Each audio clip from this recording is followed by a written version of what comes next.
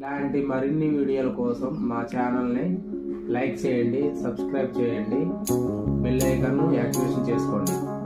బాగుందంటారా? ఇప్పుడు చంద్రబాబు నాయుడు గారు ఏమన్నాడు, గోన్ సంచులు మోసుకునేది అన్నాడు వాలంటీర్. ఇప్పుడు 10,000 ఇస్తున్నట్టు వాళ్ళు ఎట్లా నమ్ముతారు? నమ్మరంటారా? అంటే ఇప్పుడు జగన్ గారు ఏమంటుండే కనీసం జీతాలు పెన్షన్ అనే మాట రాలేదు, వీళ్ళని కొనసాగిస్తాను అంటున్నా కానీ ఇదే పథకాలు కొనసాగిస్తాను కానీ 5,000 కనీసం మనం ఎంత పని చేసినా సరే ఒక 2,000 అన్న పెరిగితే బాగుండు అని అనుకుంటారు. మరి వాలంటీర్లకు 10,000 అంటుండవు, మరి నమ్మరంటారా? వాలంటీర్ నమ్ముతారు. 10 సార్లు అబద్ధం చెప్పి ఒకసారి నన్ను చెప్తే నమ్ముతారండి? ఏమంటే నమ్ముతారా? నమ్మరంటారా?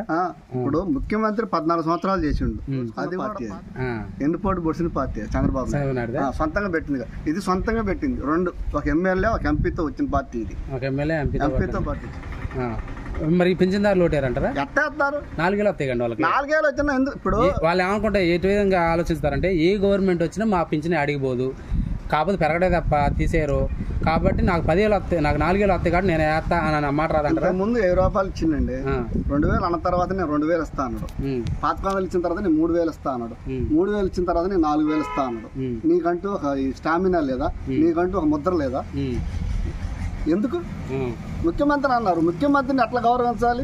ఒక బచ్చా అంటాడు, మరి బచ్చా 150 ఆయన జైల్లో పెట్టేయడం కానీ అసెంబ్లీలో ఏదేదో అంటాం కానీ చాలా సన్నివేశాలు చూసినాం. 16 నెలలు జైల్లో ఉంచారు కానీ అది కారణం చదవనాడు అంటారా? కాదా? మరి అంటే తెలుగుదేశం పార్టీ జెండా ఏంటండి? అజెండా ఏంటి? కాంగ్రెస్ మీదనే వచ్చింది కదా, ఇంటర్ పెట్టింది.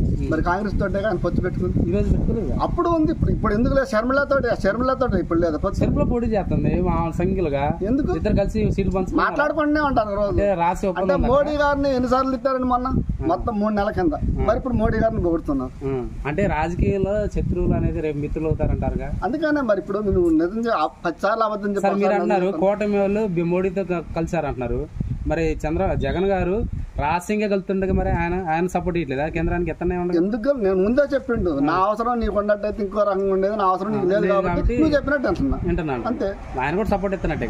అంటే మరి ఇప్పుడు ఆయన అవసరం లేదుగా, మరి ప్రధానమంత్రి అవసరం ఉంది కాబట్టి మనకి నిధులు కావాలి కాబట్టి ఆయనతో మంచిగానే ఉండాలి కాబట్టి మంచిగానే ఉండాలి. మొత్తానికి అయితే చంద్రబాబు నాయుడు మేనిఫెస్టో నమ్మరు అంటారు. ఎట్లా నమ్ముతారు?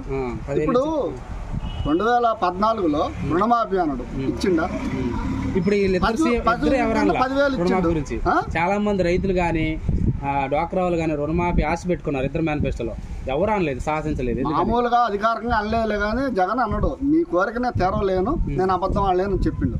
ప్రెస్ మీట్ లో చెప్పిండు, నేను రుణమాఫీ నేను అబద్ధం అంటే నేను చేస్తా, నేను అనలేదు కాబట్టి చేయలేను.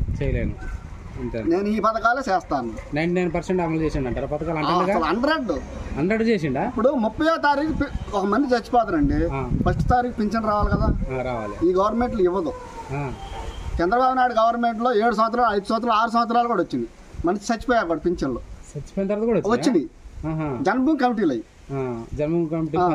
వచ్చింది. ఇవాళ అసలు ఎవరితో పని ఉంది? సచివాలయం ఉంది, అన్ని దాంట్లోనే జరిగింది. సచివాలయంలో ఒక మాట వాళ్ళ కార్యకర్తలకి మాత్రం అన్ని పథకాలు పంచుతున్నారు అన్నారు. ఇప్పుడు 2019 నుంచి 2019 దాకా ఎన్ని పింఛన్లు ఉన్నాయి, 2019 కాడ నుంచి ఇప్పటికి ఎన్ని పింఛన్లు వచ్చినాయి చూడండి. పెరిగినాయి అంటారా? దాంట్లో మొత్తం 7 తప్ప మొత్తం టీడీపీ వాళ్ళకి వచ్చింది. మొత్తం వచ్చింది. ఎంక్వైరీ చేయండి కావాలంటే. మొత్తానికి అయితే చంద్రబాబు నాయుడు మేనిఫెస్టో నమ్మరు. ఎట్లా నమ్ముతారు? 10 సార్లు అబద్ధం చెప్పు, ఒకసారి నిజం చెప్తే నమ్ముతారా? నమ్మరు. ఈసారి నమ్మొచ్చా? ఒకవేళ నమ్మరండి. ఎట్లా నమ్ముతారంటే నిరుద్యోగులకు 3,000 అంటుండగా. ఏమండి అసలు నీకు ఎంతసేపు ఉంటా, నీకు పదవి కావాలా, పీఠం కావాలా, కుర్చీ కోసం మాట్లాడటమే కానీ అడుపులో నుంచి స్వచ్ఛతనంగా వచ్చే మాటలు కావాలి. మొత్తానికి అయితే జగన్ కి మళ్ళీ ఆంధ్రప్రదేశ్ పట్టం కడతారు. 90%. 10% చెప్పట్లేదు. ఖచ్చితంగా జగన్ ముఖ్యమంత్రి అయితే 2024లో 100% దాంట్లో అనుమానమే లేదు. 150 వస్తాయా పోయినసారి? అసలు ఇంత అంత ఫిగర్ చెప్పంగానే ముఖ్యమంత్రి అయితే అవుతాడు, సీఎం అయితే అవుతాడు. అవుతాడు. ఓకే అండి, థ్యాంక్ యూ అండి. మీరు